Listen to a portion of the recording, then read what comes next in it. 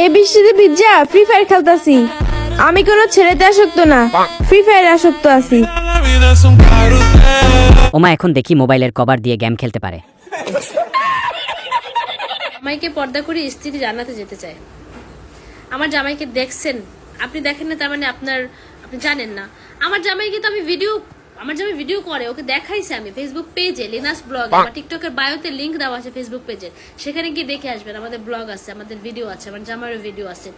টিকটকে কেন দেখাইতে যাবো রে ভাই? টিকটক একটা হারাম জায়গা, হলো একটা মানে কিরকম জায়গা, ভালো না, যেখানে ভিডিও দিলে হারাম। আর ফেসবুকে রিলস সেটা হলো হালাল জায়গা, তো সেখানেই দেখাইছি, এখানে কেন দেখাইতে যাব? আজব।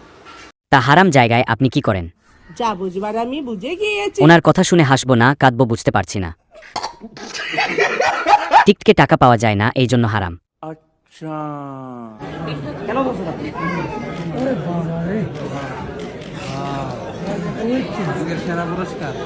तो चलिए शुरू करते हैं। কাকু একটু জড়াই ধরো। তার সাথে খেলার আয়োজন করছে। নিয়মিত ভিডিও আপ দেই না, কি ভাবছ দিন দিন হারাই যাইতাছি?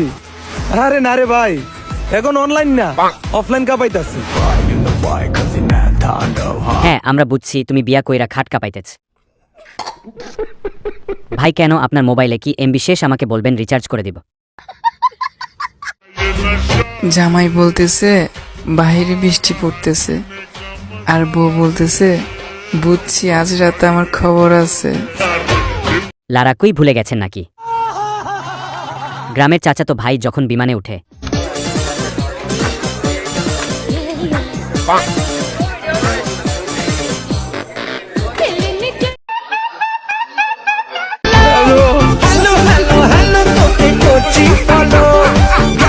ওনাকে দেখার পর নিজেকে নিয়ে আর আফসোস নাই। পা তুলতে খুব কষ্ট হচ্ছে, কেবল বাচ্চা নতুন হাঁটা শিখতেছে।